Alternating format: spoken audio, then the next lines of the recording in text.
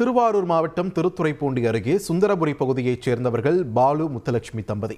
இவர்களுக்கு ஒரு மகளும் ஒரு மகனும் உள்ள நிலையில் அப்பகுதியில் பூக்கடை ஒன்றை நடத்தி வருகின்றனர். அதே பகுதியில் இவர்களுக்கு சொந்த வீடு உள்ளது. கட்டப்பட்டு 20 ஆண்டுகள் ஆன இந்த வீடானது தற்போது சாய்ந்து இடிந்து விடும் நிலையில் உள்ளது. குளத்தை ஆழப்படுத்தியதே இதற்கு காரணம் என பாதிக்கப்பட்ட குடும்பத்தினர் குற்றம் சாட்டியுள்ளனர். தற்போது வீட்டில் இருந்த பொருட்களை அப்புறப்படுத்தி குடும்பத்துடன் கோவிலில் தங்கியுள்ளனர்.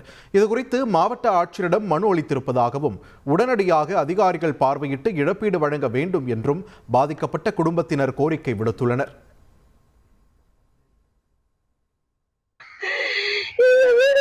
பாமணி சுந்தரபுரியில் இருக்கு எங்க வீடு. நாங்க ஒரு 30 வருஷமாக இந்த இடத்துல இருந்து வந்தோம்.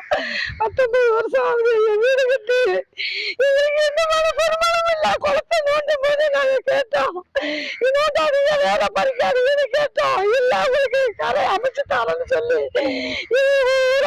பஞ்சாயத்துல இருந்து எல்லாம் பறிச்சு எடுத்தாங்க. எங்க வீடு இந்த நிலைமைக்கு ஆயிட்டு நாங்க பிள்ளைய குட்டி எல்லாம் ரோட்ல நிக்கிறோம். கோயில்ல உட்கார்ந்துருக்கோம். வீடு பறிச்சு 5 நாளாவது வீடு உள்வாங்கி இன்ன வரைக்கும் யாரும் வந்து எந்த மாவட்ட கொடுத்தோம், மனு கொண்ட கொடுத்தோம். இன்னும் இது வரைக்கும் எந்த ஆசை எடுக்கல. நாங்க எல்லாரும் கோயில்ல இருக்கோம். 15 பேர் இந்த குடும்பத்துல நாங்க இருந்தோம், மேலையும் கீழையும். இந்த வேறு பறிச்ச தேண்டது இதனாலதான் எங்க வீடு சாஞ்சி இழுத்து கொண்டு இருக்கு. இது கவர்மெண்ட் பார்த்து எங்களுக்கு இதை நல்ல வேலை செய்யணும்.